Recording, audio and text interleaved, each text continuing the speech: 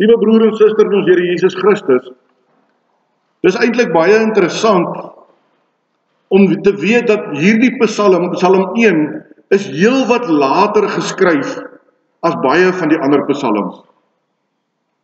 Dit is egter nie sonder goeie rede dat dit heel eerste geplaas word as ons by die psalmboek uitkom nie. Dis ons kan vir mekaar sê, 'n soort opskrif. Dis 'n voorportaal, wil ek amper sê, van die hele psalmboek. Iemand het dit eendag baie mooi omskryf en hy het gesê, Psalm 1 is soos daardie kennisgewing bord waarby jy verbystap voordat jy in 'n vertrek ingaan. Ons kry in hierdie psalm verskillende portrette van hoofkarakters wat in die psalms gevind word. Eerstens sien ons die portret van 'n gelowige. Ons lees daar in vers 6, daar word gepraat van die regverdige. Maar ons sien ook die portret van die goddelose. En dan sien ons, dit vertel vir ons van God. Die portret van God is dus ook daar beskikbaar. Dis asof hierdie skrywer van hierdie psalm vir een van my vanoggend iets wil kom sê. Die psalmboek wat hierna volg, sê hy, handel oor hierdie twee groepe mense en belangrik, hulle verhouding met God. Psalm 1 vertel vir ons van die verskil tussen aan die een kant gelowige mense en aan die ander kant ongelowiges, of soos die Bybel dit beskryf, regverdiges en goddeloses. Met ander woorde, Psalm 1 kom vanoggend en hy stel die keuse vir ons tussen twee paaie, die pad van die regverdige of die pad van die goddelose. Die teenstelling tussen hierdie twee groepe mense op die twee paaie word vir ons baie duidelik voorgestel met twee beelde. Die een van die boom aan die een kant, geplant by waterstrome, en die ander een, die kaf. Nou die van u wat al met kaf te doen gehad het, weet dat dit sommer maar net die adres van 'n wind moet wees en dan waai kaf rond. Dit het geen vastigheid nie. Ek lees van 'n man wat by 'n geleentheid vertel het van 'n verskynsel wat in die middel van Londen, daar in Engeland, plaasgevind het. Verbygangers het jare gelede gaan stilstaan by hierdie wonder wat daar plaasgevind het en gedink daaroor. En hierdie wonder was 'n wingerdstok. Met ander woorde, 'n boom wat in hierdie harde, onherbergsame grond tussen die geboue gegroei het. Maar hierdie wingerdstok was gesond. Hy het pragtige blare gehad en hierdie wingerd het elke jaar op sy tyd groot trosse druiwe gedra. Daar was 'n kennisgewingbord ook by hierdie wingerdstok wat hierdie verskynsel vir die mense verduidelik het. En daar het gestaan, die wortels van hierdie wingerdstok het op een of ander manier deur hierdie harde, klipharde grond gedring en het gereik tot teen of tot binne in die Theemsrivier. En nou kom die Bybel en hy vergelyk die gelowige met 'n boom wat by waterstrome geplant is, wat op die regte tyd sy vrugte dra en waarvan die blare nooit verdroog nie. Jy sien, geliefdes, hierdie beeld spreek vir u en vir my van vastigheid. Dit spreek vir ons van betroubaarheid. Dit praat van vrugbaarheid. Dit praat van lewenskrag. Daarteenoor word verwys na die kaf. Kaf wat onstabiel is, wat leweloos is, wat vir niks goed is nie, eintlik vrugteloos is en wat verbygaande van aard is. En so is die mens sonder God in sy lewe. Dit loop op niks uit nie, worteloos, vrugteloos. Die rede is omdat mense autonoom begin leef. Nou waar kom die woord autonoom vandaan? Dit kom uit die Grieks uit wat autos, nomos aan mekaar verbind het. En dit beteken eie wet.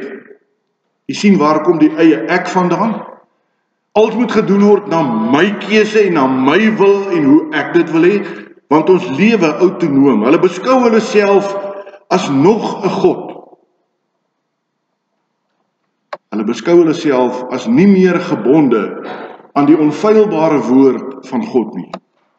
Dus, sê die Bybel, sal hulle soos kaf wees wanneer God se oordeel plaasvind en die kaf sal van die koring geskei word. Maar gelowiges daarenteen vind sy vreugde in die woord van die Here. Hy oordink dit daar in vers 2 het ons gelees, dag en nag. Dit wat water vir die boom is die geopenbaarde woord van God vir jou en my as gelowige. Destyds in die Ou Testament was dit die Torah of dan nou die wet.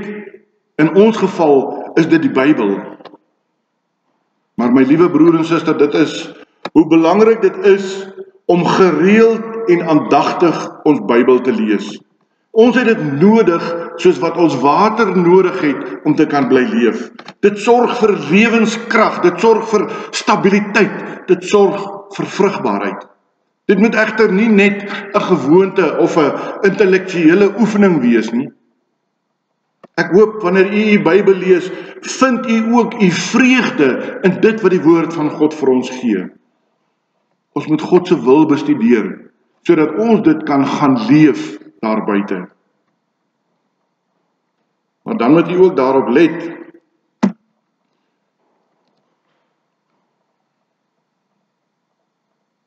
Wanneer ons hierdie dinge doen, wanneer ons gedagtes aan God verbind, is daar geen grys gebied nie. Daar is geen goue middeweg, soos wat ons as mense graag probeer bewerkstellig nie. 'n Mens is of gelowig, of jy's goddeloos. Of jy's vir God, of jy's teen God. Ons kan nie tussen hierdie twee gedagtes woeker nie. Of ons dien God, of ons dien God nie. Daar is geen derde moontlikheid nie.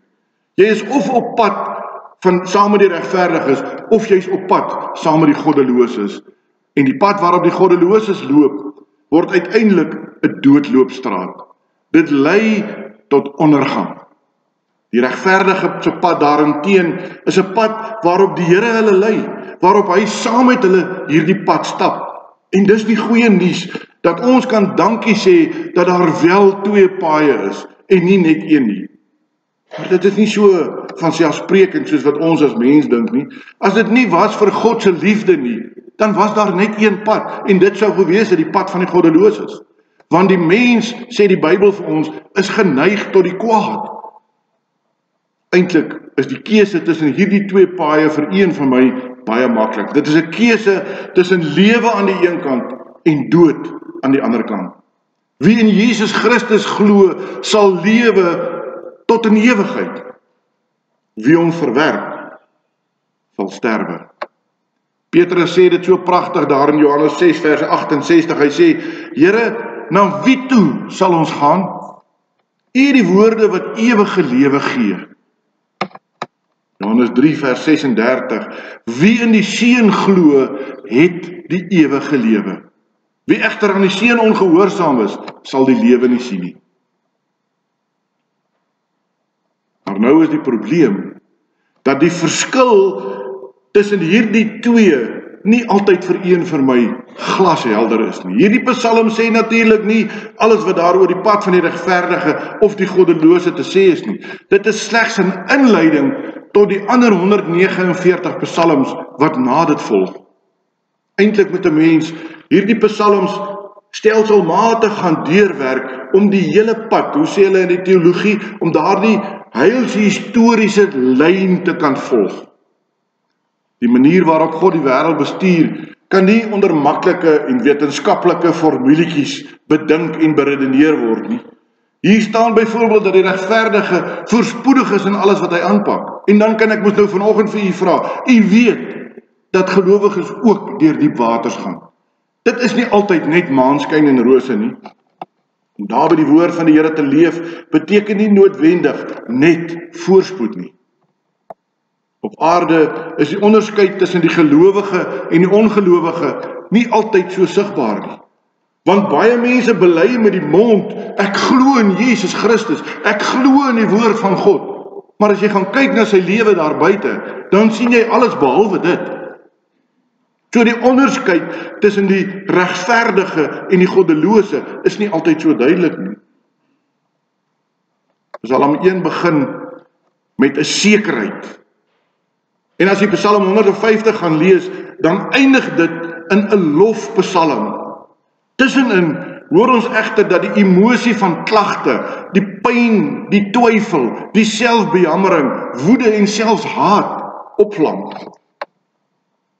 Nie minder nie as 60 van die 150 psalms is die sogenaamde klaagpsalms. Soos in hierdie psalmbundel loop die pad na lof in kinders van die Here se lewe baie maal ook deur diep donker dale, deur klagtes van pyn, van seer kry. Soms ly die regverdiges en beleef die goddeloses voorspoed. En dis dan wanneer mense na my toe kom of my sê, Dominee, maar daai ou glo nie, kyk hoe goed gaan dit met hom. Maar ek glo en kyk hoe swaar kry ek. Die uiteindelike bestemming van 'n gelowige bly egter seker. Al is die pad daarheen soms slipperig en vol draaie en swaaye. Gelowiges ervaar ook soms siektes, depressie en hartseer.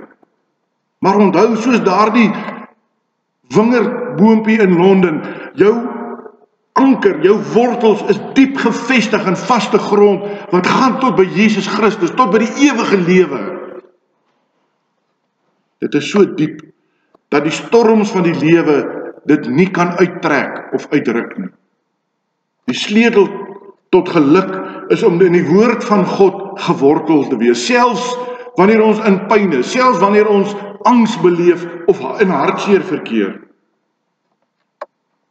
Ek lees by geleentheid en ek wil dit graag met u deel, hoe iemand die betekenis van die Bybel, ons kan tussen hakies sit, die waarde van die Bybel probeer verduidelik het. Hy sê, die woord van God is, eerstens, die touleer wat uit 'n reddingshelikopter na onder val, of die lewensboei van 'n reddingsboot as jy in die stormsee van die lewe wil verdrink. Die tweede ding hoe hy dit omskryf, hy sê, die woord van God is die rooi mat wat vir jou uitgerol is, sodat jy daarop kan loop na jou Vader en jou broer in Jesus Christus se huis. Hy sê derdens, die woord van God is die lig wat vir jou skyn wanneer dit pikdonker rondom jou word. Vierdens sê hy, die woord van God is jou brandstof as die lewe jou leeg tap en jy dreig om te stagneer en te gaan staan.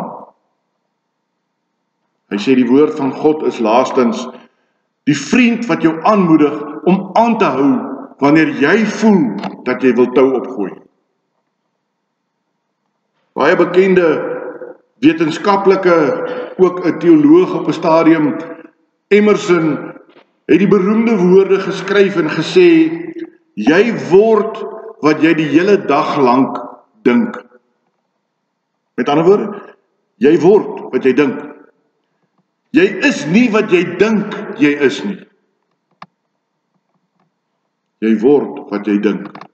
Daarom ook hierdie sielkundige benadering van positive thinking, positiewe denke. Omring jou met mense wat lewe soos wat jy graag wil lewe en jy is besig om jouself te kondisioneer om soos hulle te begin dink en soos hulle te begin doen. Vul daarom jou denke met positiewe, opbouende gedagtes en jy sal waarlik 'n positiewe mens wees. Sien die glas half vol en nie half leeg nie. En die lewe sal vir jou 'n ander betekenis kry. Wat leer die woord van God jou? Wie God is, wie jy self is, wie jou naaste is en hoe jy moet lewe. In Filippense 4 vers 8 staan dit so verwoord: verder broeders, alles wat waar is, alles wat eerbaar is, alles wat regverdig is, alles wat rein is, alles wat lieflik is, alles wat loflik is, watter deeg en watter lof daar ook mag wees, bedink dit. Het u enige negatiewe woord gehoor wat ek nou aangehaal het? Alles positief. Bedink dit. Leef dan alles in die woord wat jy oordink en elke oomblik van jou lewe uit. Daarom is dit belangrik dat u en ek die woord van God sal gebruik soos wat u en ek 'n glas gebruik om water te drink. Ek kan vanoggend onomwonde vir u sê, die Heilige Gees wil jou gebruik om Moody se veelzeggende woorde te gaan waarmaak daar in die wêreld daar buite. En wat het Moody gesê? Hy het gesê uit 100 mense sal een persoon die Bybel lees, die ander 99 lees daardie persoon. Hoor jy dit mooi? Ek wil dit weer herhaal. Uit 100 mense sal slegs een die woord bestudeer. Maar 99 ander sal daardie persoon bestudeer. Ons het by Johannes gehoor dat baie van Jesus se aanvanklike volgelinge hom verlaat het toe hulle agtergekom het. Hy vra groot opofferinge. En ons? Watter pad kies ons? Die een wat agter Jesus Christus aangaan of die een wat weg van hom afgaan? Ek hoop dat u ook soos 'n Petrus vanoggend sal kan sê, maar Here, na wie toe sal ons anders gaan? U het die woorde wat die ewige lewe gee. Onthou, en daarmee wil ek afsluit vanoggend. Die Here laat my en jou wees soos daardie wingerdstok in Londen, standvastig, betroubaar, vrugbaar, lewenskragtig. Maak dit waar in jou lewe. Amen. Kom ons bid saam. Here onse God, ons staan verstom as ons sien hoe dat u alledaagse voorbeelde gebruik om u woord vir ons duidelik en verstaanbaar te maak. En dan kan ons nie anders, Here, as om u te loof en prys nie. U het ons geskep. Ja, u is die wese wat elkeen van ons geskaap het en u het geweet wat ons tekortkominge gaan wees. En dankie daarom dat ons u woord kan bestudeer en dat u dit vir ons oopbreek en dat ons dit kan deel maak van ons lewens. Dankie vir die voorreg om kind van Jesus Christus genoem te kan word. Maar Here, belangrik, help ons om te gaan leef dit wat ons bely. Ook hier waar ons vanoggend die nagmaal gaan gebruik, Here, dat dit nie maar net weer nog 'n ritueel is wat plaasvind in die kerk nie, maar dat ons die impak van die sakrament sal besef in elkeen van ons lewens. Dat ons sal besef die opoffering wat God drie-enig bereid was om te maak vir ons as sondaar mens. En dan vra ons, wat is die mens bereid om op te offer vir u? Seën ons by die gebruik van die sakrament, dat dit sal wees tot opbou en tot uitbou van u koninkryk op aarde. Ons bid dit in Jesus Christus se naam. Amen.